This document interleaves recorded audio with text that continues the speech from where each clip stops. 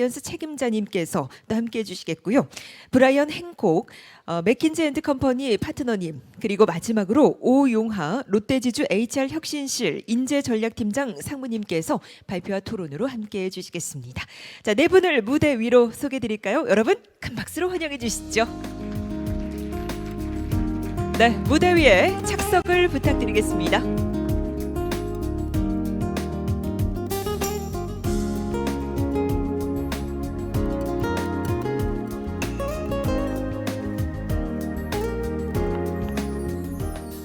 네, 여러분 안녕하십니까? A2 세션 조직 내 하이 퍼포머의 관리 좌장을 맡은 서울대학교 이찬입니다. 반갑습니다. 저희가 이번 세션은 인공지능 시대에 우리 조직의 경쟁력을 좌우하는 인재 밀도와 고성과자 관리 전략을 중심으로 기업, 데이터, 글로벌 차원 세 가지 차원에서 논의가 진행될 수 있도록 세 분의 패널들을 모셨습니다. 방금 소개를 사회자께서 주셨는데요. 첫 번째 발표는 레몬베이스의 김한나 이사님께서 해주실 예정입니다. 레몬베이스는 잘 알고 계시는 것처럼 성과와 성장 두 마리 토끼를 고객사들이 쫓을 수 있도록 HR 솔루션을 제공하기 위한 국내 최고의 전문 기업이고요. 두 번째 발표를 해주실 브라이언 행콕은 잘 알고 계시는 것처럼 글로벌 컨설팅 펌 맥킨지에서 고성과자 인재들을 확보할 뿐만 아니라 그들의 유지를 위한 전략을 어떻게 펼치고 있는지 소개 말씀을 드릴 겁니다. 세 번째는 롯데 지주의 오용하 상무님께서 발표를 해주실 예정인데요. 아마 아시는 분들은 이미 매스컴 언론을 통해서 잘 알고 계실 텐데 국내의 사정상 사실 우리가 연봉제를 진행하고 있다고 해도 실질적으로는 연공서열에 준하는 연봉제를 시행하고 있는 경우가 많습니다. 과감하게 롯데그룹에서 올해 직무 가치 기반의 성과관리 시스템을 구축했는데요. 그 실제 사례를 들어보는 그런 시간을 갖도록 하겠습니다. 그러면 첫 번째 발표를 해주실 레몬베이스의 김한나 이사님 모시겠습니다. 부탁드립니다. 큰 박수 부탁드립니다.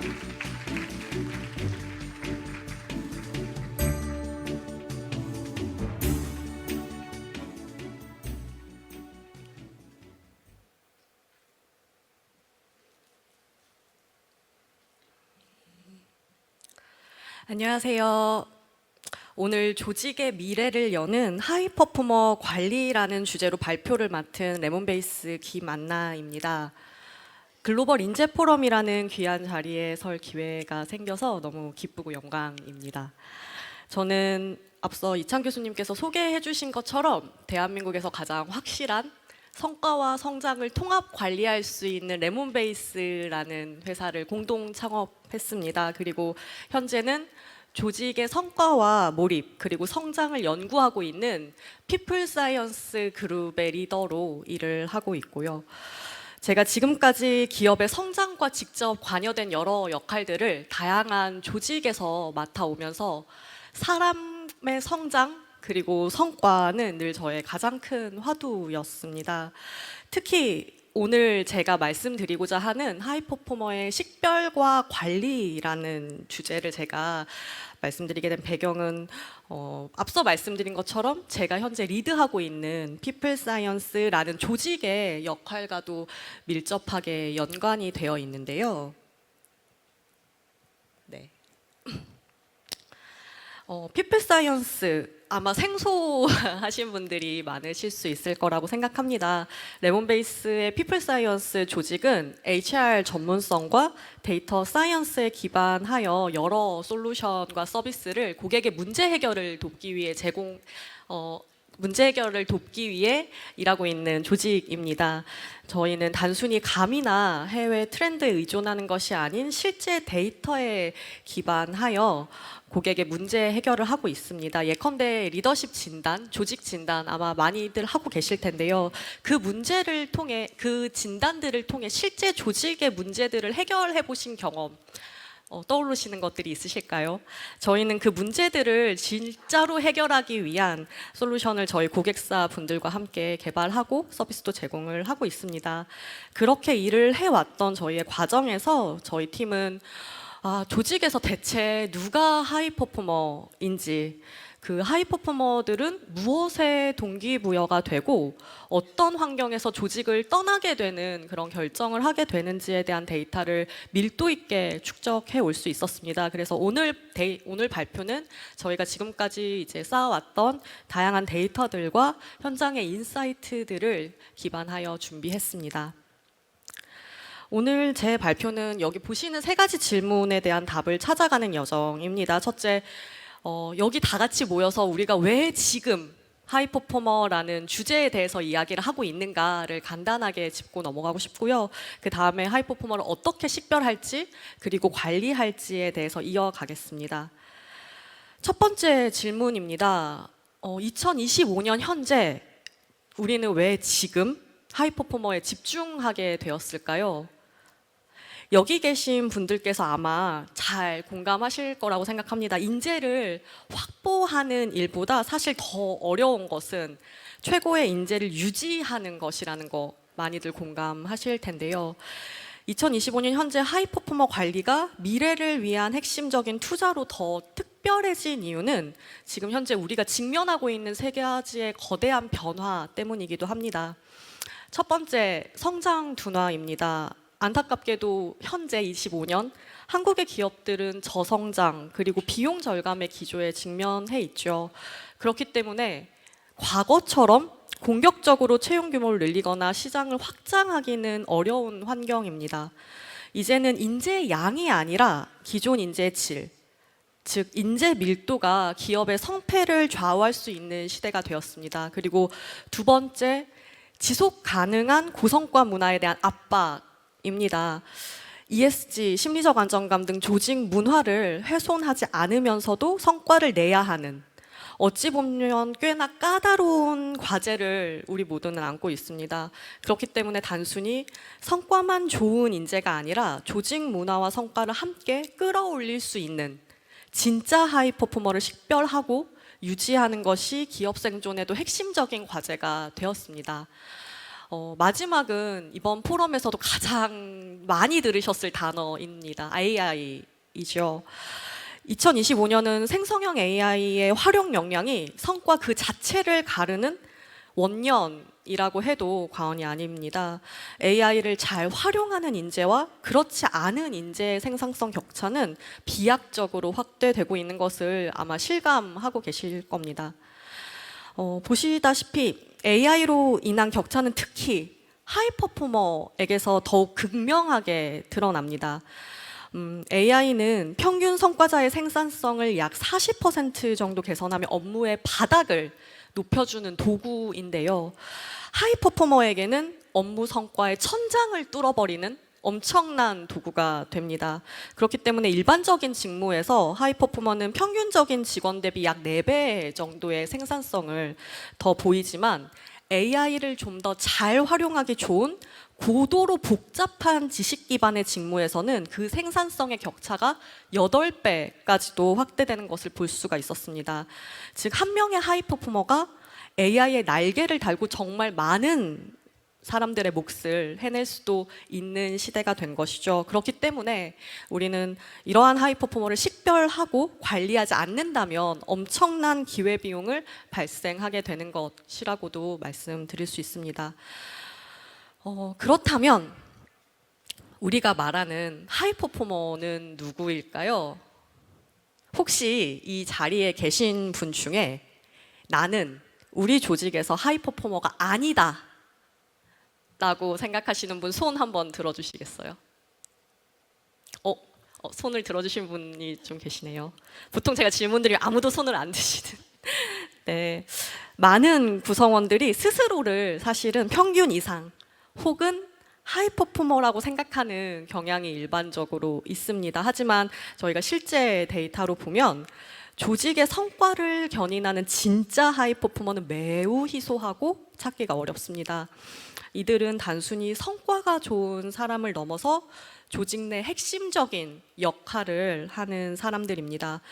물론 단순히 상대적으로 높은 성과를 내는 탁월한 고급 성과자들은 기본일 텐데요. 저희가 좀 더 주목해야 되는 하이퍼포머는 이토록 급변하고 있는 시장에서 우리 조직의 혁신적인 전략을 수행할 수 있는 인재, 그리고 조직의 미래를 이끌 수 있는 핵심적인 리더의 후보가 좀 더 주목해야 되는 하이퍼포머입니다. 그리고 이들의 이탈은 단순히 한 명의 공백으로 그치지가 않겠죠. 우수 인재 이탈이기 때문에 조직의 성장을 위한 과제를 지연시키거나 혹은 실패로 이어질 수 있고, 기업 전체의 경쟁력을 약화시키고 혁신을 저하시킬 뿐만 아니라 치명적인 리더십 공백으로까지 이어질 수 있다는 점에 주목해 주셔야 합니다. 그럼 궁금하실 텐데요. 어떻게 이러한 하이 퍼포머 식별할 수 있을까요? 두 번째 질문으로 넘어가 보겠습니다. 제가 가장 중요하게 말씀드리고 싶은 전제입니다. 하이 퍼포머의 식별은 매년 연례 행사처럼 한 번씩 하는 일회성 이벤트가 아니라는 점을 꼭 기억해 주셨으면 좋겠습니다. 조직 내에서 하이 퍼포머의 기준을 합의하고 정의하여 그 정의를 기반으로 우리는 어떤 데이터를 기준으로 후보를 도출할 것인가를 고심하셔서 도출하시고, 그리고 도출된 후보군들을 계속 검증해 나가면서 관리하는 그 과정을 통해서 다시금 우리 조직에 가장 맞는 하이퍼포머의 기준을 갱신해내는 그 일은 사실은 연중 지속적인 사이클로서 계속되어야 합니다. 특별한 이벤트처럼 접근하실 일이 아닌 거죠. 나아가서 하이퍼포머를 정의하실 때 가장 실기하시는 포인트가 단순한 성과만을 단편적으로 바라보시는 것이기도 한데요. 기본적으로 이런 4가지 차원 정도는 다각적으로 바라보시면서 후보를 고심해 보시면 좋겠습니다. 첫째, 당연히 성과입니다. 목표를 초과 달성했는지, 혹은 정말로 어려운 고난도의 과제를 이분은 어떻게 해결하고 있는지, 이것은 기본적인 출발점이 될 겁니다. 나아가서 두 번째, 지속성입니다. 사람들이 내고 있는 성과가 반짝 한번 그치는 성과가 아니라 꾸준히 학습하며 성장하고 있는지도 보셔야 하고요. 세 번째는 조직 적합성입니다. 아무리 성과를 내는 인재라도 우리 조직이 일하는 방식, 지향하는 가치와 부합하지 않는다면 사실상 조직 안에서 롱런할 수 있는 하이퍼포머로 인정받기는 어려울 겁니다. 그렇기 때문에 조직의 핵심 가치에 부합하면서 롤모델이 될 수 있는 사람인지 또 기준으로 삼으시고, 마지막으로 영향력입니다. 아마 이 자리에 리더분들께서도 많이 계실 텐데요. 조직에서 풀기 어려운 핵심 과제라는 것을 고민하실 때 누구를 먼저 제일 찾게 되시나요? 아마 머릿속에 떠오르시는 분들이 있으시지 않을까 싶습니다. 이처럼 핵심 과제를 배치할 때 가장 먼저 떠오르는 사람, 혹은 조직 내에 긍정적인 파급력을 가져오는 사람, 즉 영향력이 있는 사람인가, 또 하이퍼포머를 선정할 수 있는 이제 기준으로서 가져가셔야 합니다.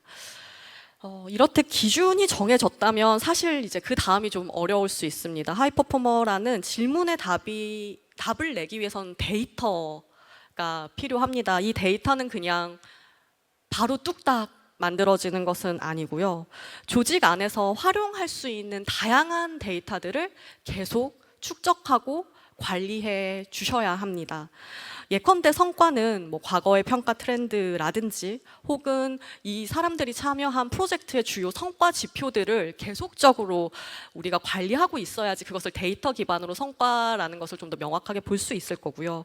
영향력은 360도 피드백이나 협업 신뢰도에 대한 서베이를 이제 가지고도 보실 수 있고, 조직 적합성은 조직 문화 서베이, 혹은 지속성은 역량의 성장 기록 데이터들을 결합해서 보실 수 있겠죠.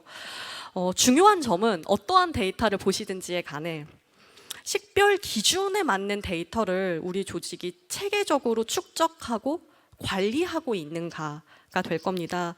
조직 안에서 이것을 체계화하기가 어려우시다면 저희 레몬베이스와 같은 성과관리 시스템을 이용하는 것도 매우 큰 도움이 되고요. 실제 저희는 성과, 리더십, 몰입 관련 다양한 데이터들을 수집하고 분석하여 조직 안에서 고유하게 정의한 하이퍼포머의 기준에 맞는 인재 풀을 객관적으로 도출하는 서비스도 제공을 하고 있습니다.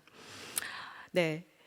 이렇게 이제 다양한 기준을 가지고 하이퍼포머를 식별하고 후보군을 도출할 때 결국 기본축이라고 할 수 있는 것은 과거의 성과를 창출한 수준, 그리고 이제 이 사람에 대한 미래의 기여치에 대한 기대가 될 텐데요.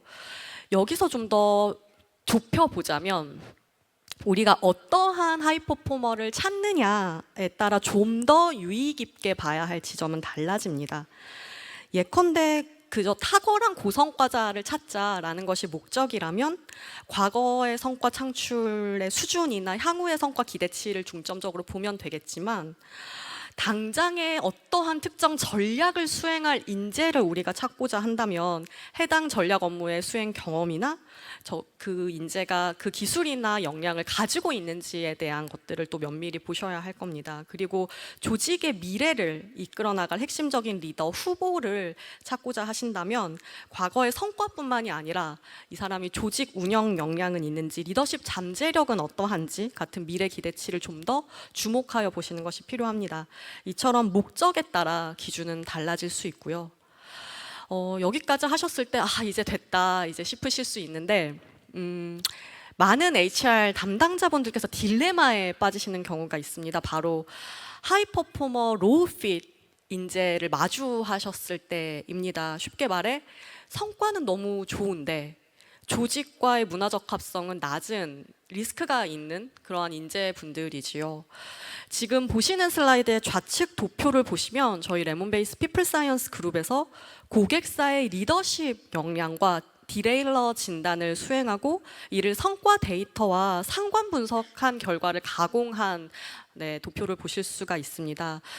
보시면 이 고객사의 경우는 리더십 디레일러에 해당하는 과시성이나 책임 회피, 완벽주의 같은 것들이 오히려 성과와 양의 상관관계를 강하게 보였고요. 반대로 긍정적 리더십 역량이라고 할 수 있는 심리적 안정감이나 감정을 관리하는 그런 역량들은 음의 상관관계를 보이는 결과를 저희가 마주할 수가 있었습니다. 사실 이 결과값을 저희가 봤을 때, 그리고 고객사와 함께 들여다봤을 때 머리가 좀 복잡해지는 경험을 좀 했는데요. 결국 저희는 이 결과를 통해 해당 조직의 성과 관리나 평가 시스템이 어쩌면 구성원을 힘들게 하거나 전체 조직의 팀워크를 해치는 리더가 단순히 단기 성과를 높게 냈다고 해서 좋은 점수를 주는 것은 아닌가라는 구조적 한계를 1차적으로는 의심해 볼 수 있었습니다. 하지만 더 중요한 것, 제가 오늘 강조드리고 싶은 것은 이러한 하이 퍼포머 로우 핏 인재 이슈는 특정 조직만의 문제가 아니라는 점입니다. 어느 조직에서든 있을 수 있고 이들은 단기적인 성과를 낼 수는 있지만 결국 구성원의 이탈이나 협업 문제로 이어져서 조직 전체를 봤을 때는 악영향, 성과에 악영향을 미칠 위험이 있습니다. 그렇기 때문에 중요한 것은 이분들을 배제한다, 하이퍼포머가 아니다라는 걸 단편적으로 제가 결론 짓기보다는 이분들이 어떠한 리스크를 가지고 있는 인재인가 라는 것을 조기에 진단할 수 있는 시스템을 마련하시고 그 리스크의 수준에 따라서 이분들을 철저하게 관리하는 것이 기업 전체의 장기적인 성과를 내는데 아주 중요한 부분입니다. 여기까지 식별에 대해서 제가 이야기를 해보았고요. 마지막 질문입니다. 하이퍼포머 어떻게 관리해야 할까요? 핵심은 너무 정석적일 수 있겠지만 표준화된 관리와 예외적 관리를 적절하게 결합하셔야 된다는 점입니다. 결국 저희가 보통의 평균 성과자의 경우는 직군이나 직급에 따른 표준화된 인력 관리 정책, 그리고 일반화된 역량 관리와 전사 교육 프로그램 등을 적용하게 되는데요. 하이퍼포머는 좀 더 예외적인 관리가 반드시 필요합니다. 소수의 고성과자에 대한 별도 관리 정책을 어떻게 마련할지, 차기 리더를 위한 리더십 양성 체계는 어떻게 가져갈지, 그리고 핵심 프로젝트에 어떻게 의도적으로 배치하면서 차별화된 육성을 해 나갈 수 있을지를 동반하여 고민하시는 것이 중요합니다. 저희가 보통 예외적 관리라고 말씀을 드렸을 때 보통은 보상을 가장 먼저 떠올리십니다. 물론 예외적 보상은 중요합니다. 저희가 데이터로 확인한 바로도 하이퍼포머는 오히려 평균 성과자보다도 더 개인 간 보상의 차등 요구가 큰 것으로 보여지기도 했습니다. 하지만 지금 슬라이드에서 보시듯이 보상만으로는 하이퍼포머의 리텐션을 담보하기 어렵습니다. 지금 보시는 이 좌측의 데이터 역시 저희 피플 사이언스 그룹의 데이터를 바탕으로 보상 수준과 성과 등급별로 하이퍼포머의 리텐션 의사를 비교 분석한 결과인데요. 최고 보상을 받는 고성과자 그룹일지라도 리텐션 의사는 약 절반 수준에 머무르는 것을 저희가 확인할 수가 있었습니다. 즉 보상은 필요 조건이 분명 맞지만 이것만으로는 충분하지 않다라는 것이죠. 그렇다면 무엇이 필요할까요? 네, 성취와 성장입니다. 저희의 조사에 따르면 평균적인 성과자가 조직 안정성이나 적절한 수준의 보상을 중시하는 것과 달리 하이퍼포머는 내가 이 회사의 목표에 진정 기여하고 있는가, 성장하고 있는가를 훨씬 더 중요하게 생각합니다. 즉 조직의 비전과 하이퍼포머의 성장이 명확한 성장 경로를 통해 지속적으로 싱크되지 않으면 그들은 아무리 인정이나 보상이 있더라도 이탈 위험을 가지게 되는 것이죠. 지금 보시는 데이터도 저희 피플 사이언스 그룹에서 고객과 함께 진단하고 분석한 결과를 가공한 결과인데요. 한 고객사와 협업하여 조직 몰입 진단을 실시한 후 하이퍼포머 그룹만을 대상으로 리텐션에 영향을 미치는 요인이 무엇인지를 회귀 분석했습니다. 그 결과 저희가 리텐션 의사를 높이는, 즉 계속 일하고 싶게 만드는 긍정적 요인들을 몇 가지 찾을 수 있었습니다. 예컨대 나는 리더로의 성장을 원한다. 나는 내 성과에 맞는 평가를 받고 있다. 우리 조직은 도전적 업무로 나의 성장을 이끈다와 같이 성장, 공정성, 업무의 의미가 핵심 키워드로 도출이 되었습니다. 즉 하이퍼포머 리텐션은 무슨 일을 어떻게 하며 그것이 나의 성장으로 이어지는가가 결국 중요합니다. 즉 일의 의미, 권한, 성장과 보상이 결합되어야 하는 것이죠. 그렇기 때문에 하이퍼포머 관리는 사실 상당히 까다로운 주제인 거는 맞습니다. 다만 반대로 이야기하면 저희가 지속적이고 적극적으로 하이퍼포머 관리를 해 나간다면 또 확실하게 효과를 발휘할 수 있다라는 의미이기도 합니다. 네, 하이퍼포머 관리를 일상 속에서 하는 것도 매우 중요한데요. 앞서 말씀드린 것처럼 식별도 연례 이벤트처럼 접근하시면 안 되지만 관리 또한 마찬가지입니다. 업무의 일상 속에서 접근하시는 것이 일단 필요하고요. 저희의 이제 고객사와의 경험 하에서는 먼저 구체적으로 인정해 주시는 거 무척 중요합니다. 한국의 기업에서 인정에 박한 경우들이 꽤 많습니다. 이 인정 또한 가벼운 인상이 아니라 어떤 구체적인 사례와 성공 요인 때문에 당신이 탁월한 성과를 냈는지를 아주 구체적으로 짚어주시는 것이 중요하고요. 둘째, 원하는 바를 직접 물어주시는 것도 하이퍼포머에게는 중요합니다. 리더와의 정기적인 1:1 미팅이나 HR에서의 재직 면담 등을 통해서 하이퍼포머들이 무엇을 원하고 왜 조직에 남아있는지를 명확하게 이해해 주셔야 됩니다. 마지막으로는 성장을 위한 기회를 충분히 제공해 주셔야 합니다. 커리어 정체를 겪지 않도록 새로운 도전 과제를 지속 부여하고 수평적, 수직적 이동 등을 통해서 성장의 판을 깔아주시는 일 중요합니다. 네, 마지막입니다. 이렇게 지속 가능한 고성과 문화를 만드는 것, 사실 하이퍼포머 관리는 우리가 지금 당장의 성과를 위한 비용이 아니라 조직의 미래를 위한 가장 확실한 투자입니다. 한번 떠올려 보시면 좋겠습니다. 여러분은 조직은 지금 어떤 미래를 함께 만들 사람들을 붙잡기 위해 노력하고 계신가요? 오늘 제 발표가 여러분의 조직의 미래를 준비하는데 작은 도움이 될 수 있기를 바랍니다. 경청해 주셔서 감사합니다.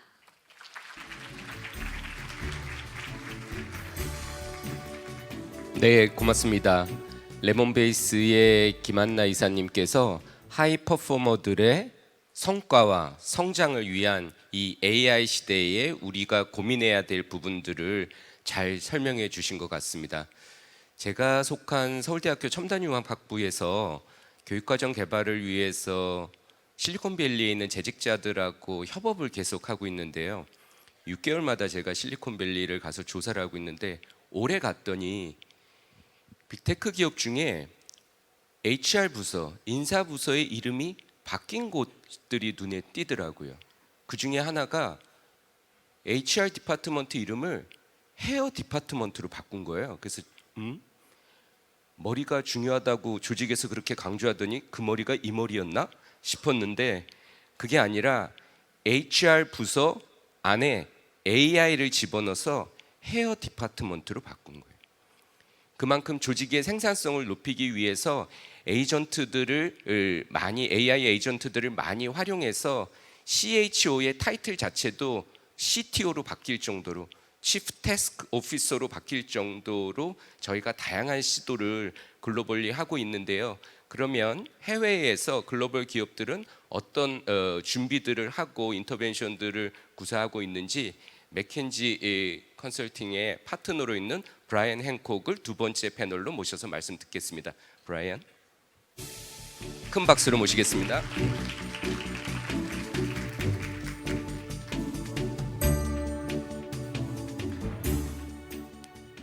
So thank you very much. It's great to be here. It's also great to follow Dr. Kim because many of our findings are consistent with the findings from their people science research. So what we want to do in the time we have is talk a little bit about our research into the motivation and retention of employees overall and particularly of high performers.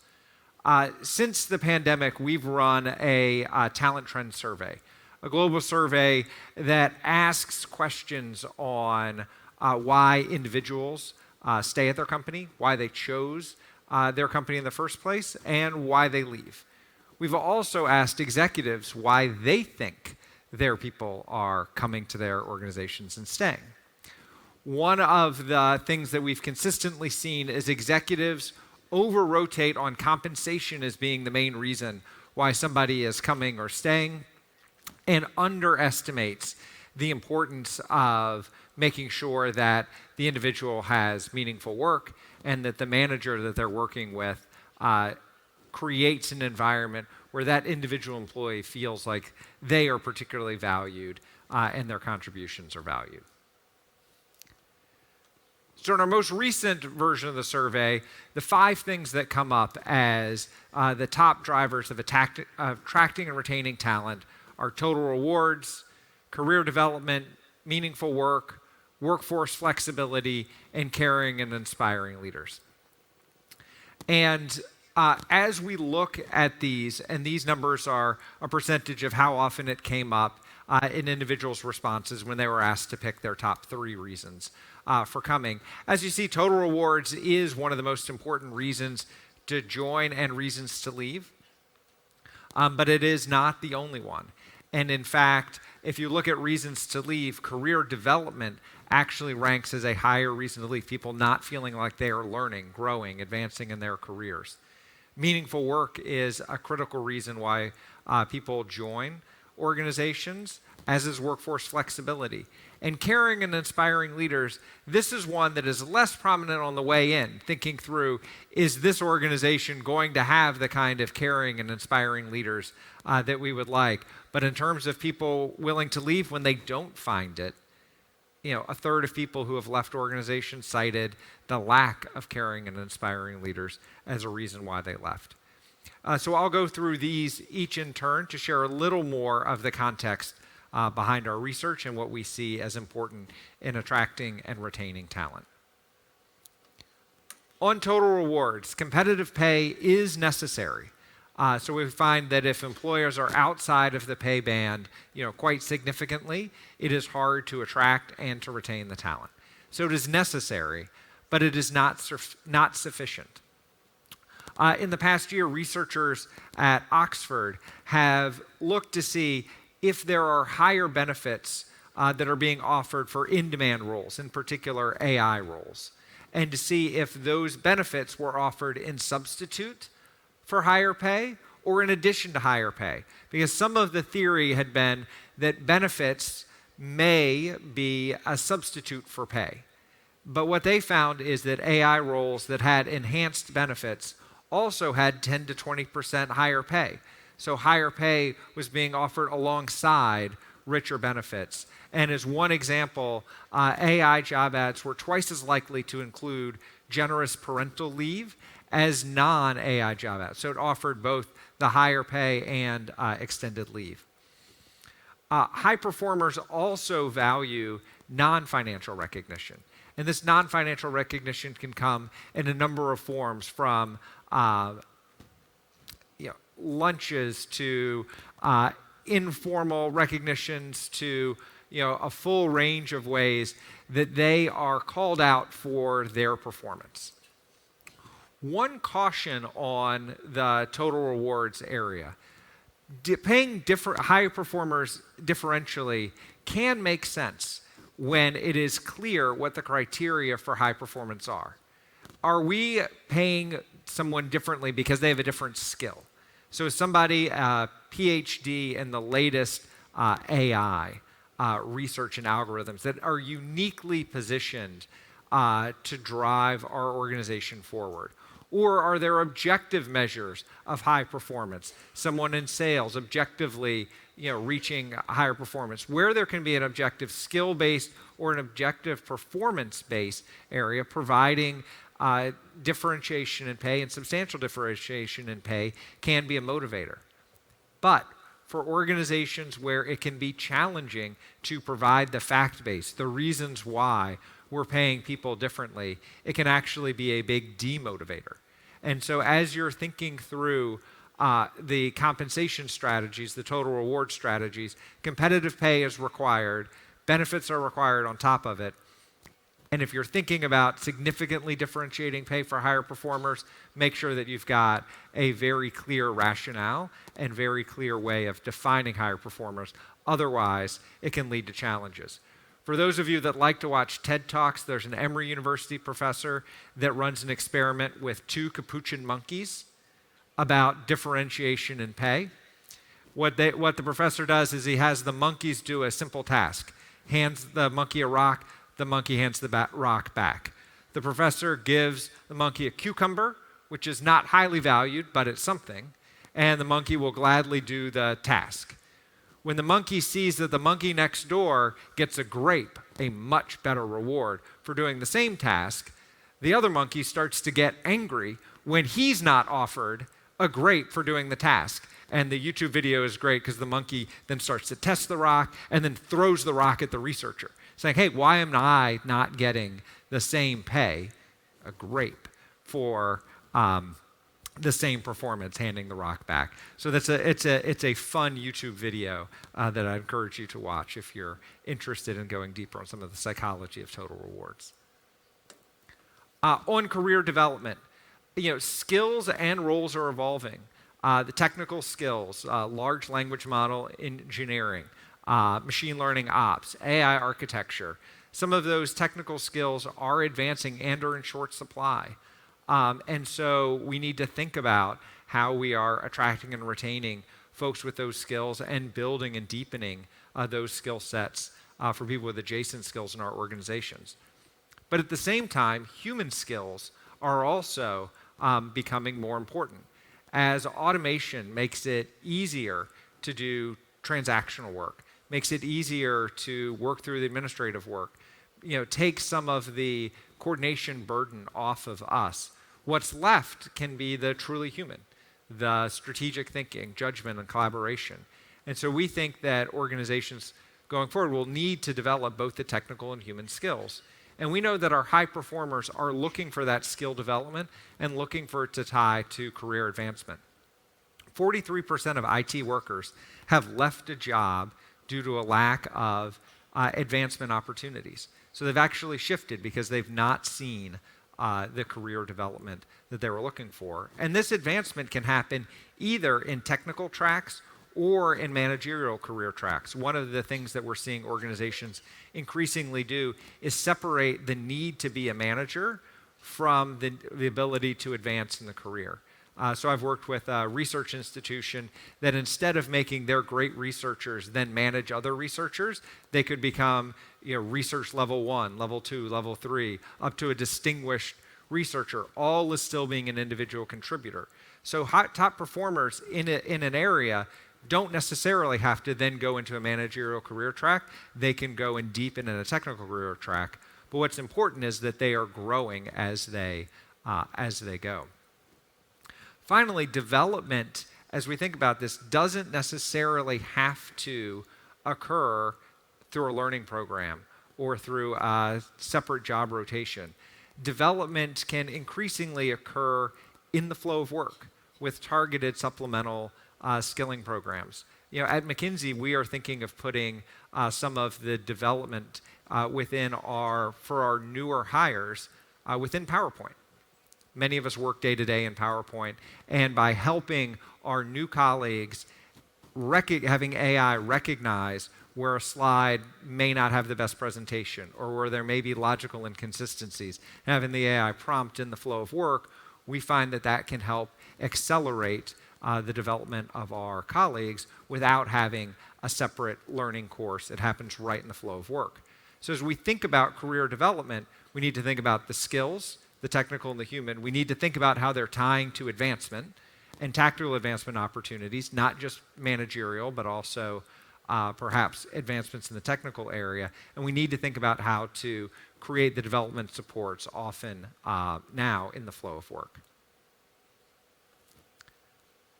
Meaningful work is also important to attract and retain talent. And meaningful work has two components. One is the objective of the work. I'm working on an important mission. So think of somebody at a university or at a nonprofit or in government service. Somebody that says, I am working on something that is important. I strongly believe in the mission. And employers can help reinforce that important mission in the way that they communicate the mission and purpose of their organization and the way managers translate that down so that there's a shared understanding of the importance of the mission. The second component is the nature of the work. I'm spending time on what matters most. My job makes a difference. And so in the nature of the work, you can imagine hiring somebody that's working in a critical mission. But we hired them for their advanced AI skills, and they're working on a really basic set of problems that are way under their capability.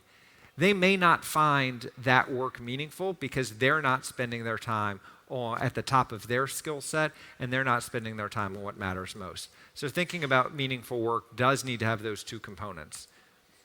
When we think about the objective of work, we did research shortly after COVID that showed that 70% of employees defines their sense of purpose through work. 70% of employees define their sense of purpose through work. So it is important, if somebody has aligned their purpose through work, to make sure that we're having the conversations with them, to make sure that they understand how their personal purpose is aligning to the broader organizational purpose.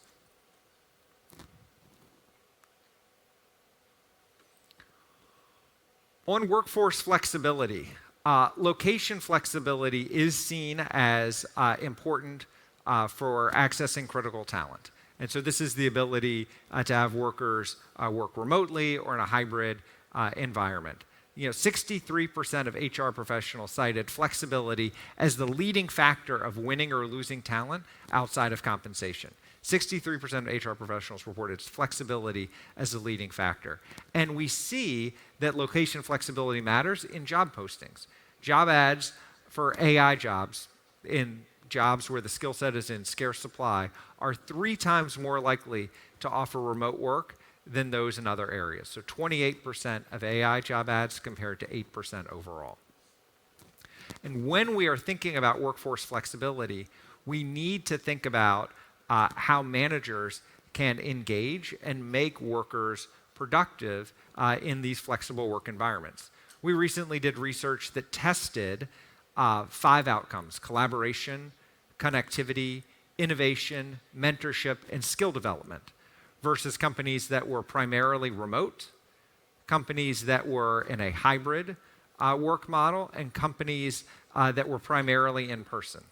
And across those 5 outcomes, there was a negligible difference in each outcome for where work was happening, which was very counterintuitive because people often say, I want people to come back to work because that's where we're going to collaborate better. And that's where we're going to have innovation happen. And that's how we're going to develop skills.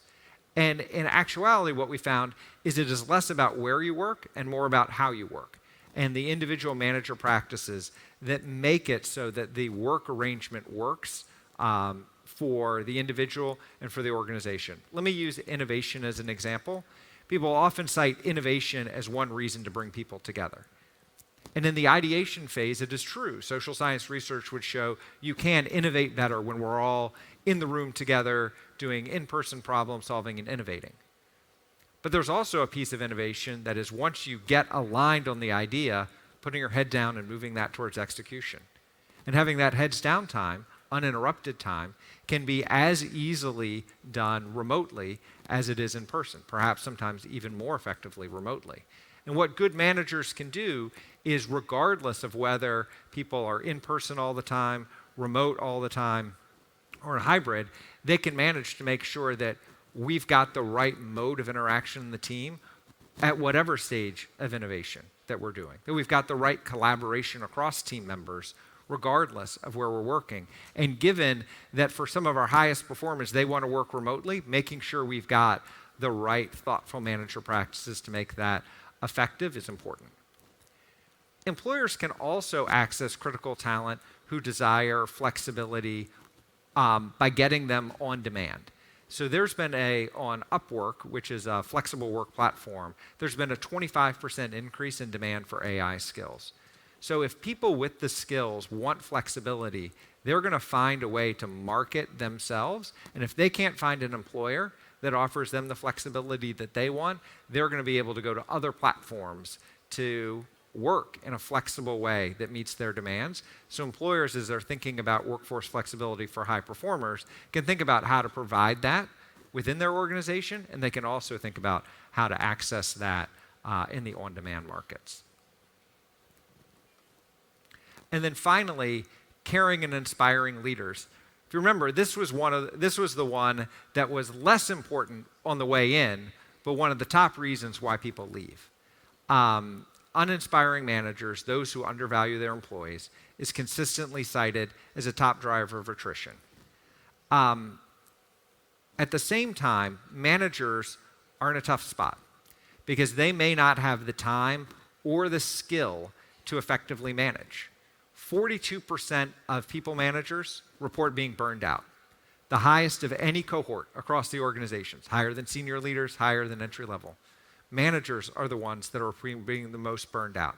And when you think about why they're being burned out, it's because of the burdens that have been put on them.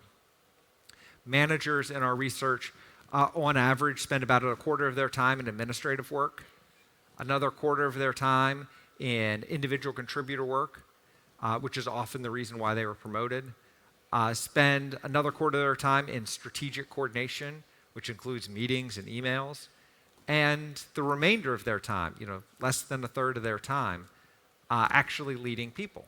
And as demands grow within the organization, as organizations delayer without reorganizing, as people needs continue to grow, managers just find they don't have enough time to do it all, so they're burned out. And when they're burned out, it makes it harder for them to show up for their teams.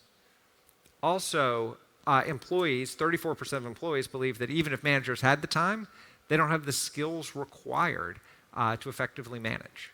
They don't know how to be empathetic, to relate to the teams, to be a people leader. And often this is because the reason why managers were selected for the job was because of their performance as an individual contributor or their technical expertise, not in their people leadership, and they weren't given the skills. They weren't given the training on the people leadership side. While caring and inspiring leaders is important across contexts, workforce culture is explicitly mentioned in 22% of AI job ads compared to 8% overall. So again, we're seeing in the most competitive job markets, companies that believe they've got a special culture are marketing it. And so even though this is one that is more frequently cited as a reason why people leave rather than as one that people come, we're seeing for the tightest, most competitive jobs, we're seeing people advertise, caring and inspiring leaders on the way in. So, in summary, attracting and retaining top talent requires more than pay. Pay needs to be competitive, but requires more than pay. It requires caring leaders that recognize and demonstrate care for their individuals on their team and have the time to be personally invested in their work and recognize excellent contributions when they see them. It requires meaningful work, working on something that matters. That can be an incredibly difficult set of scientific problems, an inspiring mission, but it is working on something where somebody feels like what they do every day matters and that the work that they are doing is particularly suited to their skill set. It's about developing their careers. How are we having people learn and feel like they're learning in their jobs and seeing that learning and growth recognized in career advancement, whether in generalist, managerial fields, or whether in technical career paths. And finally, it requires workforce flexibility.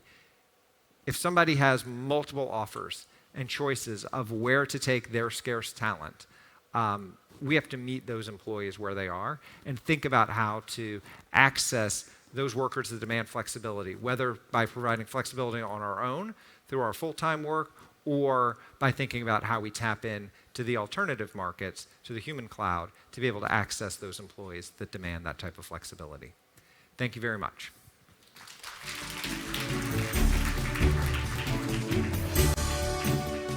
네, 감사합니다. 맥킨지의 파트너로 계신 브라이언 행콕께서 인재들을 유지하기 위한 중요한 포인트들을 잘 잡아주신 것 같습니다.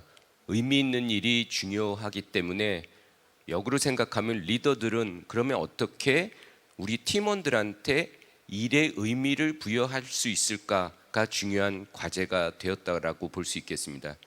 저희가 회사에 들어갈 때는 회사의 브랜드와 보상 패키지를 보지만 회사를 떠나갈 때는 상사와 그 조직 문화를 보면서 떠나가지 않습니까? 그런 측면에서 저희한테 주어진 비재무적인 보상에 대한 중요성을 잘 설명해 주신 것 같고요. 알고 계시는 것처럼 우리나라가 초고령화 사회로 들어가면서 주요 기업들의 연령들이 평균 연령이 급상승하고 있습니다.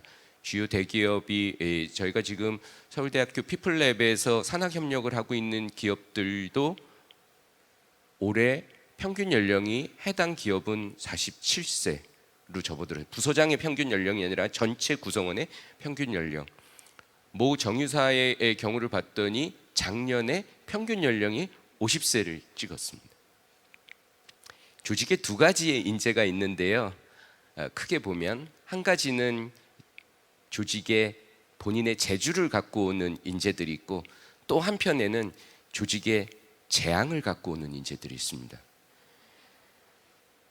기업 입장에서 조직 입장에서 가장 염려되는 것은 고연차의 비율이 올라가고 고연봉의 비율이 올라가면서 저성과자의 비율이 올라가는 이 세 가지가 삼위일체가 되는 순간 저희는 신앙심이 깊어질 수밖에 없습니다. 그런 우리 국내 상황에서 혁신적으로 대기업에서 직무 가치 기반의 HR 제도를 만든 롯데그룹의 사례를 소개해 드릴 텐데요. 제도를 만드는 것뿐만 아니라 구성원들의 저항 없이 이걸 시행하는 건 훨씬 더 어려운 일입니다. 그 케이스를 롯데 지주의 오용하 상무님께서 발표해 주시겠습니다. 부탁드리겠습니다.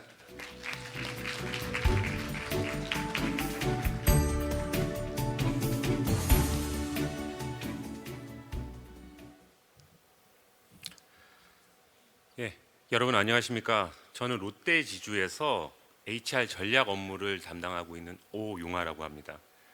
저는 오늘 롯데의 핵심 인재 선발과 육성과 몰입과 관련된 이야기들을 좀 해볼까 하는데요.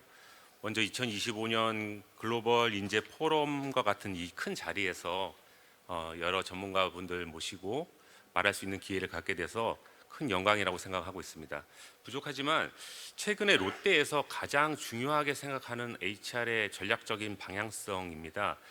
핵심 인재 하이 퍼포머와 관련된 그 육성과 관련된 이야기들을 시작해 보도록 하겠습니다.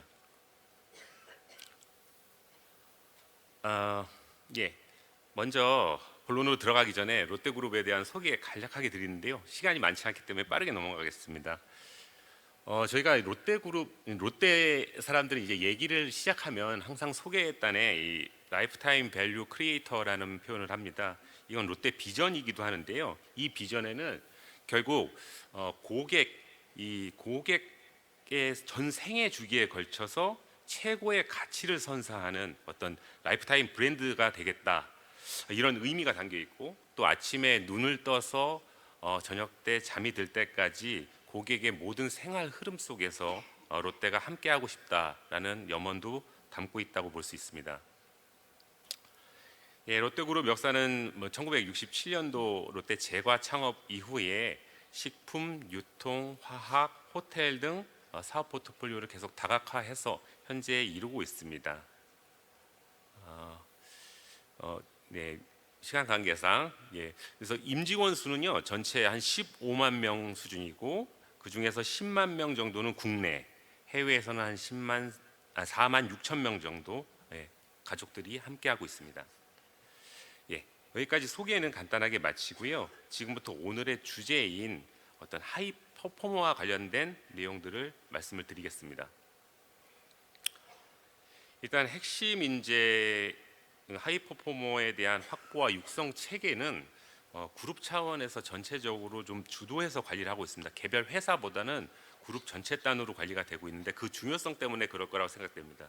근데 크게 어떤 제도적인 측면이 있을 수도 있고, 또 조직 문화적인 측면이 있을 수도 있습니다. 이 두 가지로 나눠 볼 수 있고요.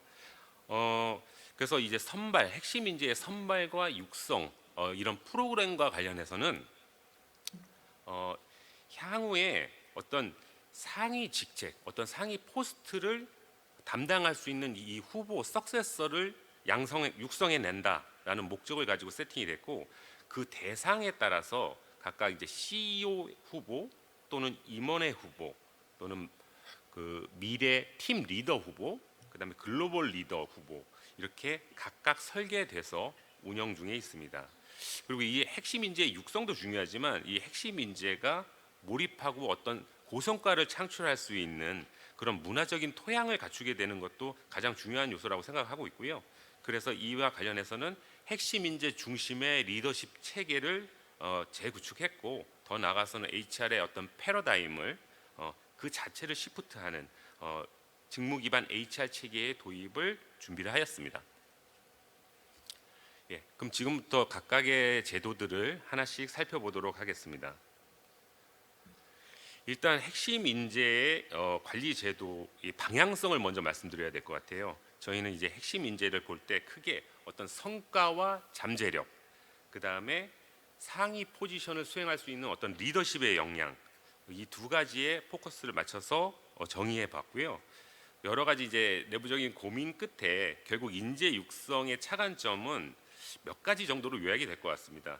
이 주요한 상위 포스트의 어떤 수행을 할 수 있는 이 인재는 어느 순간 단기간에 뚝 떨어지는 건 아니라는 게 뭐 당연한 사실이긴 하지만, 그걸 기반으로 해서 좀 장기적이고 긴 호흡을 가진 그런 관점에서 CDP를 좀 관리를 해야 된다. 그러니까 이 리더로 육성이 되기 위해서는 경험과 역량을 좀 사전에 쌓을 수 있게 돼야 된다. 두 번째, 이 석세서의 풀을 별도로 관리함으로 해서 이 대상자들에게 어떤 자부심과 동기부여를 강하게 줘야 된다. 그리고 각각의 프로그램들은 따로 작동되는 게 아니라 좀 유기적으로 결합이 돼서 파이프라인으로 연결이 돼야 된다. 이 세 가지 차관점을 가지고 이런 방향성을 토대로 저기 왼쪽 표에서 보시는 것처럼 팀장, 임원, CEO까지 이어지는 하나의 핵심 인재 육성 체계를 수립을 하게 되었습니다.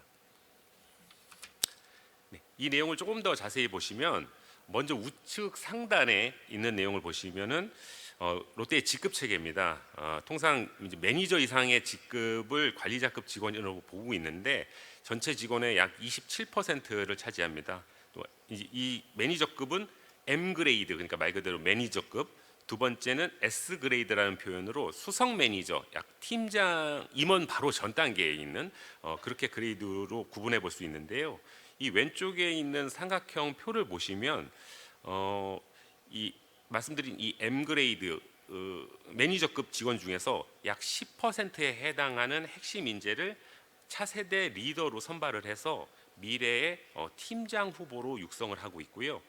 그 위에 이제 S 그레이드, 아까 말씀드린 수석 매니저 팀장급이라고 말씀드렸습니다. 이 직원 중에서는 약 5.5%에 해당하는 핵심 인재를 하이 포텐셜 인재죠. 로 선발을 해서 미래의 임원 후보로 육성을 하고 있습니다.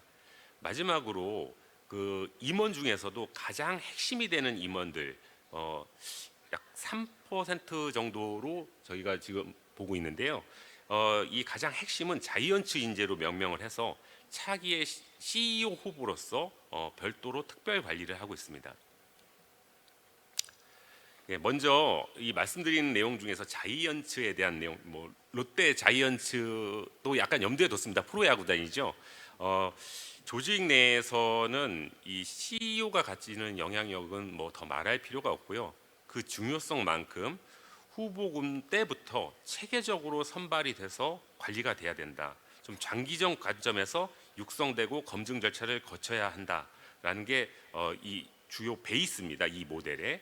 그래서 저희는 CEO 후보 육성 모델을 구축해서 운영 중에 있고, CEO는 조직 내부에서 육성도 되고 또 한편으로는 외부에서 적극적으로 영입이 돼서 다양한 인재들의 풀이 만들어지게 됩니다.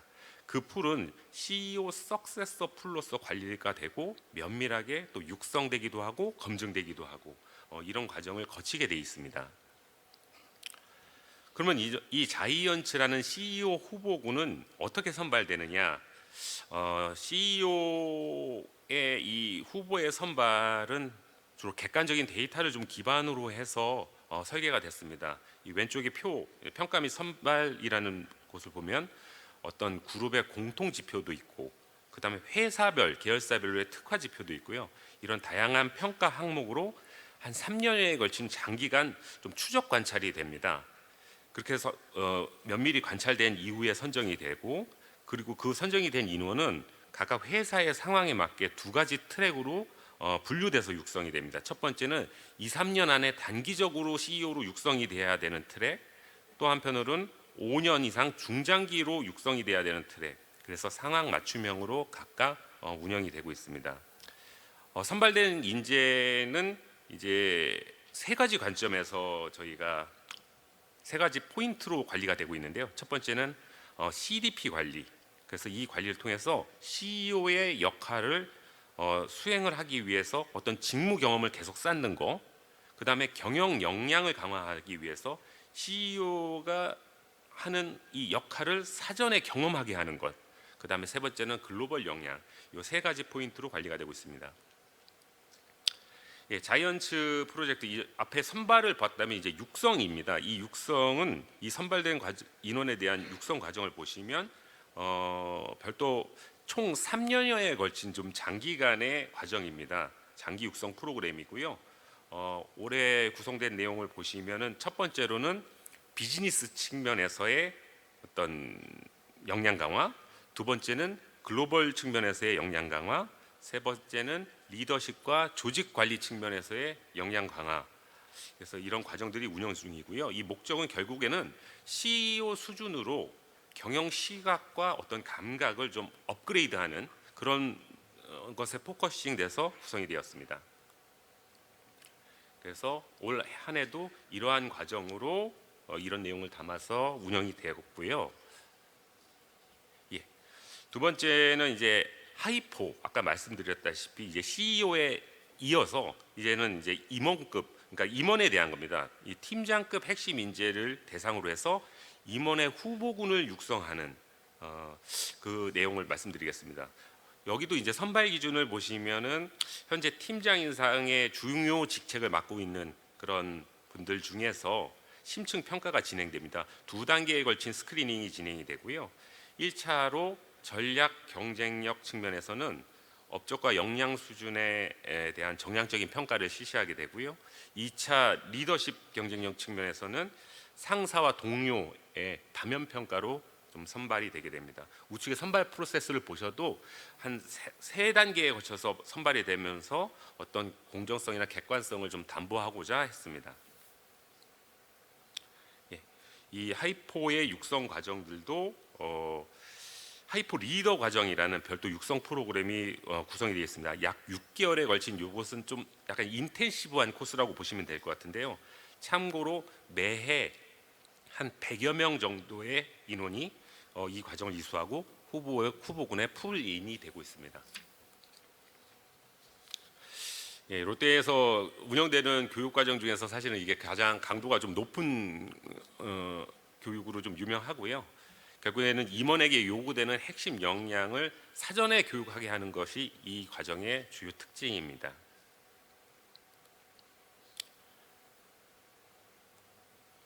네, 세 번째는 이제 영하이포라는 표현도 쓰긴 썼는데 이제 미래 팀 리더, 팀장급을 양성하기 위한 육성 체계고요. 사실 리더 아까 말씀드린 롯데그룹의 핵심 인재 파이프라인 중에서 가장 이제 밑쪽에 실무형 리더에 해당하는 부분입니다. 육성 체계는 보시는 것처럼 크게 세 가지 스텝으로 되어 있고요.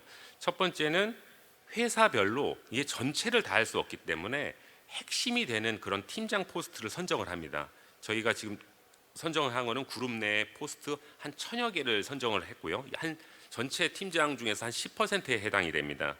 그리고 그 포스트별로 필요한 요건은 뭔가, 필요한 역량은 뭔가를 사전에 이제 정의하는 단계를 거치고 두 번째 단계에서는 해당 포스트별로 후보자를 선정해서 주로 이제 성장 잠재력이 높은 매니저급의 젊은 인재들이 많이 되는데 그 포스트 수행에 요구되는 필요 역량을 사전에 좀 학습하기 위해서 경력 개발 계획을 세우는 단계가 있고 그리고 실제는 역량 강화 활동이 실제 일어나는 단계. 여기서는 이제 교육 프로그램 롯데 MBA와 좀 결합이 돼서 진행이 되게 됩니다. 예, 여기서 간략하게 롯데 MBA에 대해서 말씀을 드려보면 저희도 과거에는 많은 기업들처럼 우수 인재들을 사외에 대학교에 연계를 해서 MBA 과정에 수료를 시키는 이런 제도들을 운영해 왔는데요.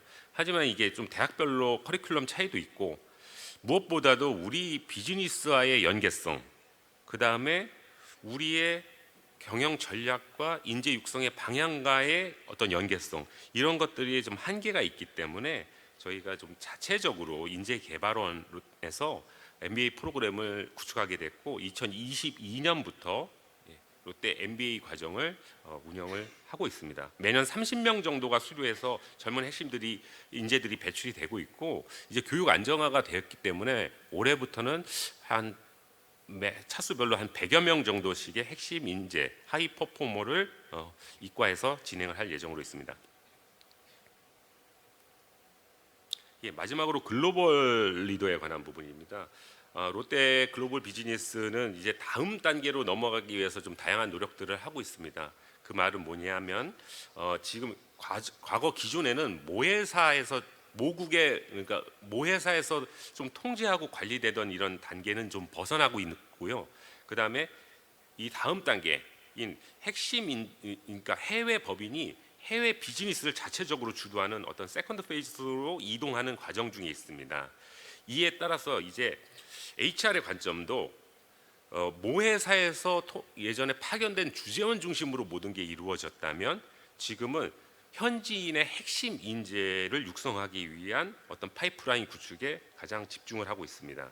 그래서 글로벌 인재 육성 체계도 보시면 첫 번째는 임원급을 대상으로 해서 그 중에 약 한 30%의 핵심 인재를 선발해서 법인 석세서로 육성하는 트랙이 있고요. 두 번째는 팀장급 대상으로 합니다. 해외에 저희가 한 690여 개의 팀장 포스트가 있는데요. 거기서 주요한 포스트의 인재를 15%를 생각을 하고 있습니다. 그래서 인재를 육성하는 트랙 두 가지로 관리가 되고 이 각각의 트랙은 각각의 글로벌 전문 교육으로 심어져서 이수가 되고 있습니다. 예, 지금까지는 이런 우리가 핵심 인재를 어떻게 육성할지에 대한 프로그램에 대한 부분을 얘기했다면 지금은 이런 핵심 인재가 몰입하고 성과를 창출할 수 있는 이 환경을 어떻게 구축할 것인가에 대한 부분을 얘기해 보겠습니다. 모두 대한민국 회사들 다 비슷한 상황이라고 생각됩니다. 조직 내에서 소위 MZ 세대라고 부르는 이런 세대의 구성원이 과반을 넘어서 이미 70%를 향해서 가고 있고요. 이제 조직의 주류가 빠르게 변화하고 있는 상황입니다. 이 조직이 그렇다면 이런 변화의 상황에서 과거 세대에서 정의된 이런 정형화되고 일방향적인 리더십이 한계에 좀 봉착하게 되었고요. 그래서 그러니까 리더뿐만이 아니라 리더와 팔로워의 각자에 맞는 어떤 역할과 행동 가이드를 좀 제시해 줄 필요가 생겼습니다. 그래서 기존의 리더의 관점에서는 리더에게 명확한 리더십의 역할과 역량의 가이드를 제시하고자 했고, 이것을 이제 OS 리더십이라는 체계로 구축을 하였고요. 팔로워 관점에서 보면은 이런 일방향적이고 리더십에 무조건 수용하게 하는 그런 내용이라 리더의 역할만을 강조한다기보다는 이 팔로워에게 명확하게 어떤 가이드, 업무와 성장에 대한 가이드를 제공해서 또 리더십에 대한 수용도도 높이고, 그리고 본인 스스로도 리더로 성장할 수 있도록 하는 셀프 리더십 체계를 만들게 되었습니다. 이런 리더십 체계는 결국 리더십과 팔로워십이 상호작용하면서 어떤 핵심 인재들이 조직 내에서 융화되고 또 성과를 낼 수 있는 문화를 구축해낼 수 있는 토대로 이어지고 있습니다. 마지막까지 왔습니다. 시간이 20분 안에 한다는 게 만만치 않고요. 사실 두 번째는 이 앞에 스크린이 뜨는데 글자가 작아서 하나도 안 보여요. 괴롭습니다. 그래서 하는 길에 말이 좀 틀리거나 이런 것도 있으면 좀 이해해 주시고요. 직무 기반 HR 얘기를 좀 해보겠습니다. 저희 롯데그룹은 최근에 HR 측면에서 큰 변화의 상황이 있습니다. 바로 직무 기반 HR로의 전환인데요. 대외적으로 의도하지 않게 좀 많은 조명을 받으면서 또 감사하지만 또 한편으로 부담도 되고 그렇습니다. 아마 국내에서 도입해서 성공한 사례가 그렇게 많지 않아서 아마 관심들을 많이 가져주시는 것 같습니다. 직무 기반 HR의 도입 배경을 한번 말씀드리면, 도입 배경은 이제 롯데뿐만 아니라 다 마찬가지실 것 같아요. 인구의 감소, 그다음에 고령화, 그리고 상시로 저성장이 계속되고 있는, 고착화되고 있는 이런 시대, 이런 배경에서 과거의 고도 성장기에 유효했던 연공 중심의 HR 체계로 과연 우리가 더 이상 경쟁력을 가질 수 있을까라는 고민에서 시작이 됐고요. 다 아시는 바처럼 이 표에서 보시는 것처럼 대한민국은 세계에서 가장 빠르게 고령화가 진행되는 회사고, 또 반면에 세계에서 가장 연공성이 강한 인사체계를 가지고 있는 나라입니다. 우측에 보시는 것처럼 연공성이 강하다는 것은 또 반대로 생각해 보면 직무의 가치, 직무의 전문성, 이러한 내용으로 보상 차별화가 너무 약하다, 보상이 좀 경직돼 있다는 뜻으로 해석될 수 있고요. 그 밑에 보시는 것처럼 이런 보상과 승진 체계는 지금 회사의 주류가 되고 있는 세대들에게는 사실 전혀 공감을 받을 수 없는 제도입니다. 그래서 이러한 직무 기반 HR을 고민을 하게 되었습니다. 저희는 이것을 롯데형 직무 기반 HR 제도라고 좀 모델링을 했고, 주요 특징은 세 가지로 볼 수 있을 것 같습니다. 일단 직무 기반 HR이란 직무의 가치, 잡 레벨이라고 하죠. 두 번째는 직무의 전문성, 저희는 이제 롯데 그로스 레벨이라는 표현을 썼습니다. 세 번째는 보상, 직무급제라고 많이들 쓰시는 이 세 가지가 큰 축일 것 같습니다. 직무 가치와 관련해서는 회사의 어떤 사업 전략과 연계해서 직무 가치 체계를 도출해서 결국 전략적인 어떤 기여도나 중요성 관점에서 회사의 직무들을 다 펼쳐놓고 그 직무를 가치 평가를 해서 잡 레벨을 정하는 작업들이 다 선행이 됐고요. 두 번째, 직무 전문성 측면에서는 각각의 전문성의 개개인의 수준들을 평가를 해서 그 레벨을 받게 됩니다. 그 각 단계의 레벨을 가진 그 개개인은 전문성 수준이 상승하게 되면 언제든지 레벨업이 되는 그런 유연한 구조로 재편이 됐고, 세 번째는 이런 직무의 가치와 전문성에 따라서 보상 체계를 갖추게 되었습니다. 직무 기반 HR 도입에 대해서 이 변화를 마지막으로 말씀드리면, 이제 과거의 직급제도는 승진 연차가 충족이 되면 서열에 따라서 승진을 하게 되는 연공성이 되게 강한 모습이었습니다. 근데 이제 이런 기존의 직급 승진 제도는 다 폐지가 되고요. 상위 레벨의 수준이, 그러니까 내가 상위 레벨로 갈 수 있는 전문성이 충족이 되면 언제든지 레벨업이 되는 좀 유연한 구조, 연공과는 전혀 무관한 구조로 바뀌었다고 보시면 되고, 두 번째 보상적인 측면에서도 어떤 고가치의 직무와 고성과자들에게 보상의 경쟁력이 더욱 많이 가는, 그러니까 핵심 인재가 더욱 만족하고 동기부여될 수 있는 보상 체계로 계속 빠르게 변화할 것이라는 점, 이 두 가지 변화를 말씀드릴 수 있을 것 같습니다. 결국 직무 기반 HR은 핵심 인재가 빠르게 성장하고 또 성과를 창출할 수 있게 만드는 어떤 패러다임의 큰 변화다라고 저희는 자체적으로는 평가를 하고 있습니다. 예, 지금까지 짧은 시간 안에 너무 많은 내용을 담으려 했던 것 같습니다. 제가 욕심이 좀 과했던 것 같고요. 이거 발표하면서 반성 많이 했습니다. 이렇게 많이 담으면 안 된다는 거. 예. 오늘 저희가 운영 중인 많은 제도들 설명을 드렸는데요.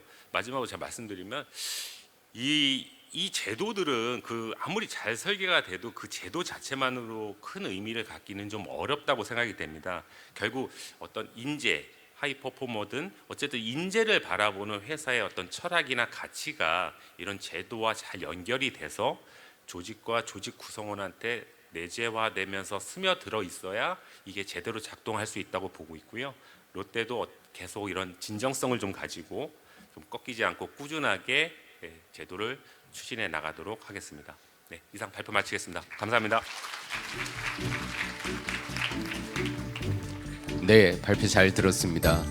보신 자료 그리고 발표 내용 아시겠지만 어느 포럼에서 접하기 드문 아주 구체적인 사례를 롯데지주에서 종합 선물 세트처럼 오늘 참석자분들을 위해서 준비해 주신 것 같습니다. 방대한 내용이었어서요. 이 내용들의 핵심적인 내용은 이 공동 주최하는 한국경제신문에 지난주 실온에 정리해서 올려놨습니다. 인재 밀도의 키워드로 검색하시면 정리본을 잘 보실 수 있을 것 같습니다. 롯데에서 오용화 상무님 발표해 주신 내용 중에 직급별로 핵심 인재들을 관리하기 위한 프로그램들을 주셨고, 특이사항 중에 하나는 저희가 주로 리더십 개발 차원에서만 접근을 하고 있는데 리더십과 팔로우십을 둘 다 커버를 해야 되는 게 중요하다. 소위 말해서 컨버터블 리더십을 저희가 이제는 주안점을 갖고 노력을 해야 되는데요. 저희가 실제로 회사에 재직 중인 주니어들을 인터뷰를 해보면 아무 생각이 없을 것 같다는 기성세대의 우려와는 달리 조직마다 존경하는 시니어들이 다 있습니다. 주니어들이 각사에서 우리가 이제 예를 들면 우리 상무님 대단해 존경하는 분인데, 문제는 뭐냐면 존경하는 선배들은 있는데 롤모델이 없습니다. 존경하는 선배가 있는데 어떻게 롤모델이 없을까요? 우리 상무님, 우리 전무님 대단해. 근데 전무님 되기 위해서 저 지경까지 해야 되면 그 길은 내 길이 아닌 거예요. 팔로우십이 줄어들고 있다는 것은 리더십을 발현하기도 어려워진다라는 얘기거든요. 그래서 그런 측면에서 저희가 같이 고민해 볼 포인트가 있을 것 같습니다. 세 분의 발표를 잘 들었고요. 저희가 세 분의 발표와 관련돼서 질문들도 많이 주고 계신데 발표 순서대로 질문을 하나씩 여쭙고요. 그리고 공통된 질문들도 함께 드리도록 하겠습니다. 첫 번째 레몬베이스의 김한나 이사님께 질문을 먼저 드리겠습니다. 데이터 분석한 결과로는 결국 이 하이퍼포머들의 이탈 원인은 보상뿐만 아니라 사실 성장 기회의 부재라는 말씀을 주셨는데요. 그러면 실제 기업 현장에서 이 리텐션을 가장 크게 개선한 요인은 어떤 것들이 있었는지 실제 사례를 여쭤봐도 될까요? 네. 방금 말씀 주신 것처럼 저희가 확인한 바 리텐션의 핵심적인 요인은 회사와 개인이 결국 성장의 비전을 명확하게 얼라인 하면서 함께 나아갈 수 있는 길을 찾는 거라고 확인을 했습니다. 뭐 말이 거창하지만 결국 개인이 왜 일을 하고 있는가, 어떤 일의 의미를 찾으려고 하는가, 어떠한 도전적인 과제들을 계속 할 수 있다라고 생각하는가, 이 조직 안에서. 그리고 나는 아까 이제 교수님도 롤모델 말씀을 해주셨는데요. 우리 조직 안에서 어떠한 미래 리더십 역할을 맡을 수 있을 것이라고 기대하는가. 이제 이러한 것들에 대해서 기대감이라는 것을 가질 수 있는 환경이라는 것이 마련이 돼야 합니다. 근데 이것은 사실 HR이 주도해서 뭔가 하기가 사실은 쉽지 않은 영역이라고도 생각합니다. 왜냐하면 결국 일이기 때문입니다. 즉 일을 하이퍼포머에게 어떻게 주고 어떻게 지원하고 위임할 것인가는 결국 현업에서 함께 일하는 리더 혹은 경영진이 역할로서 가져가 주셔야 하는 부분이기 때문에 사실은 이제 HR은 공정한 보상 체계나 육성의 체계들을 마련하고, 그리고 리더십이 개인과 회사의 비전을 얼라인하면서 함께 성장해 나갈 수 있는 그 판을 어떻게 계속 마련하고 할 수 있는지를 점검하고 지원하는 그러한 역할을 맡는 조력자로서 역할을 해주셔야 한다라고 저희는 말씀드리고 싶습니다. 예컨대 이런 경우들이 있더라고요. 짧게 말씀드리면 기술과 서비스가 굉장히 중요한 어떤 조직이었어요. 근데 이제 하이퍼포머 후보셨던 분은 특정 어떤 기술과 서비스에 대한 관심이 매우 크게 있었는데 계속 회사에선 다른 종류의 일들을 요구받게 되는, 그러니까 한마디로 잘 모르시는 거죠. 이분이 미래 비전으로 무엇을 계속 성장하고 발전하면서 나아가고 싶은지. 일단은 이제 이런 것들을 아시는 것이 중요하고, 이제 그런 걸 이해하셨다면 그분들을 이제 새로운 신사업이나 어떤 기술적 난제를 해결하고 할 때 해당의 과제로 배치하시면서 계속적으로 도전적 과제들을 주시면서 성장을 지원해 주시는 일이라는 것이 가장 중요한 요소가 아닐까 생각합니다. 네, 고맙습니다. 다음은 맥킨지의 파트너로 계신 브라이언 행콕께 질문을 드리고자 합니다. 브라이언 행콕 발표하시면서 리더의 역할이 중요하다, 케어링하고 인스파이링하는 리더의 역할이 중요하다라고 말씀을 주셨는데, 구체적으로 한국의 기업에서 리더들이 그럼 어떤 역할들을 수행해야 되는지 추가 질문을 드려보도록 하겠습니다. Brian, you highlighted caring and inspiring leaders as a key to retain high performance in organizations. So, what leadership behaviors should Korean companies focus on improving first? As we think about caring and inspiring leaders, one of the things that I think about first across organizations is empathy. How can we as leaders demonstrate empathy towards our team members? As that really goes to the heart of the caring part of the caring leadership. Professor Jamil Zaki at Stanford University has done his research on empathy. And one of the things that he has found is that you and I aren't born with a fixed amount of empathy. We actually have empathy that can exist on a range. We can train ourselves to be more empathetic in our day-to-day actions and works by small acts of kindness, of building it into our routines, and that actually increases our capacity for empathy. At the same time, if we are in the absence of those practices, it can decrease our capacity for empathy. So how do we think about as leaders growing our empathy through our practices every day and through the environments that we work in? One of the other elements of being a more empathetic leader goes to time. It's been shown that if you're in a hurry, if you're in a rush, if there are millions of other important things to do, it is a lot harder to take a step back and to be present for the people that are with you. There is the parable of the Good Samaritan, for those of you that know this story. And the researchers on empathy took seminarians who were studying and said that they had to give a sermon on the parable of the Good Samaritan. And for those of you who are familiar with the story, this is one where there is somebody that has been robbed and beaten and left on the side of the road.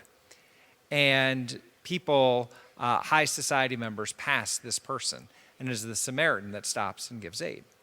So what the professor did in the research project was told people that they had to go across campus, to give a sermon on the parable of the Good Samaritan.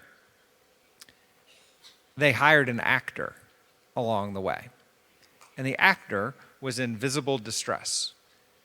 So what they did is they told half of the people, we messed up, we told you the wrong location, you're late. There are people waiting for you, go. Most of those people passed the person that needed aid, even though they were obviously in their path. For the other group of seminarians going to give a talk on why it's important to stop and render aid, when they were released from the time pressure, they said, oh, go over there whenever you want. Over 80% stopped. And so that story really brings the power of having the time in the schedule, having designed your day so that you've got the space for empathy. So I'd say on a caring people leadership standpoint, how do you have the empathetic practices that expand rather than contract?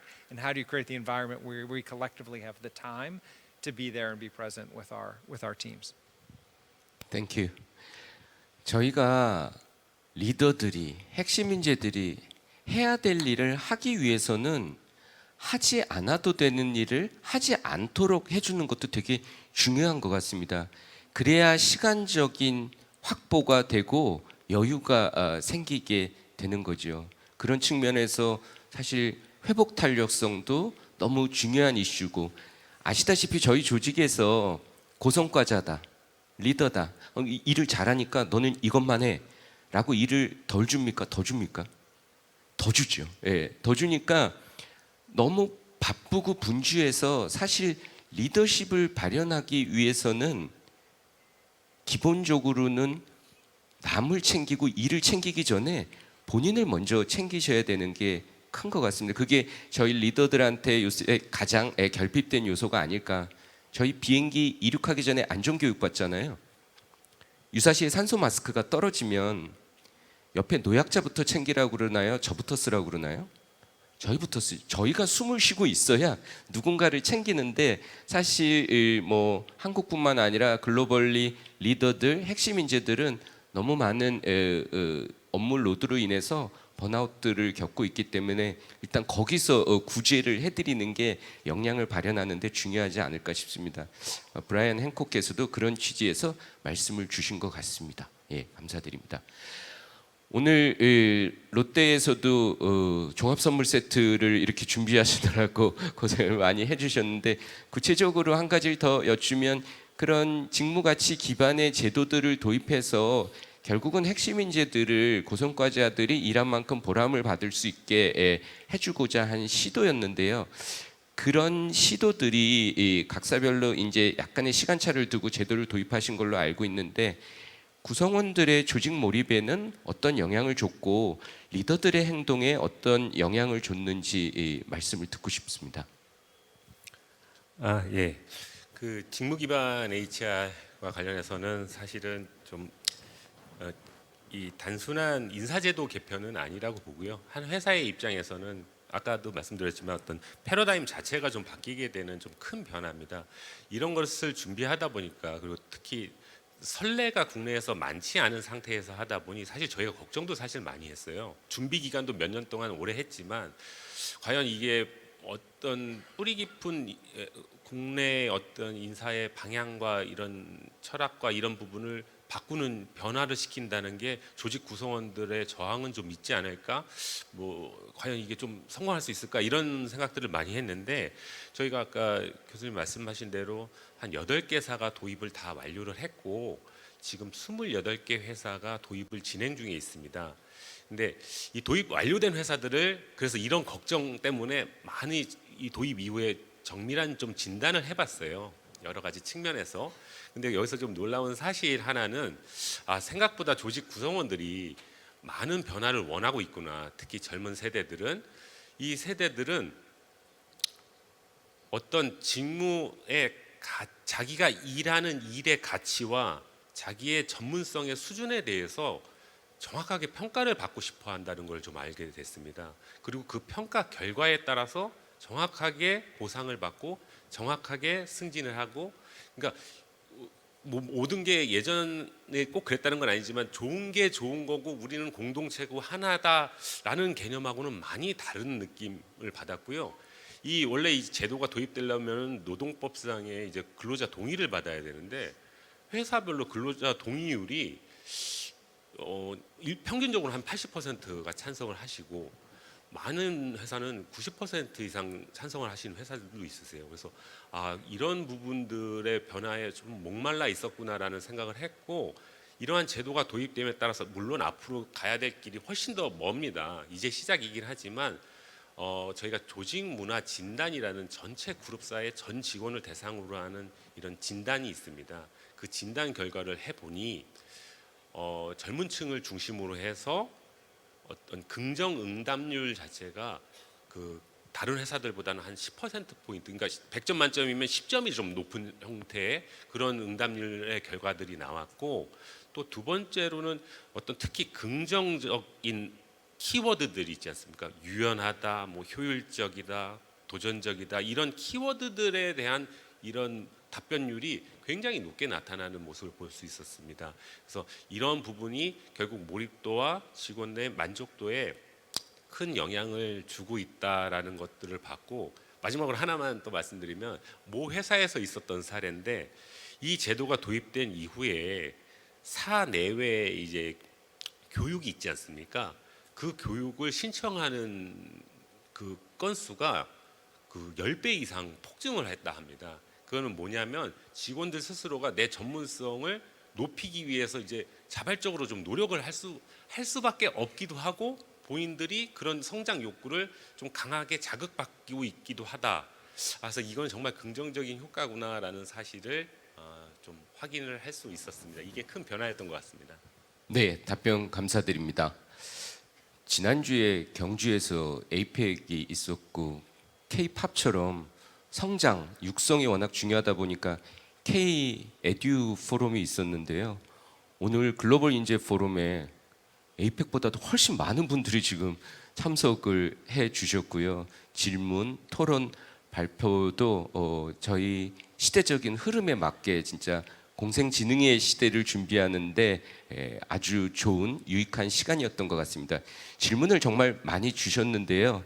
아무리 좋은 세션도 점심시간을 침해하면 좌장으로서는 그건 칠거지약 중에 하나라고 생각하기 때문에 여기서 세션을 마무리 짓고요. 혹시라도 개별적으로 질문이 있으신 분들을 위해서 패널들께 잠시 현장에서 응답을 할 수 있도록 그렇게 안내를 드리겠습니다.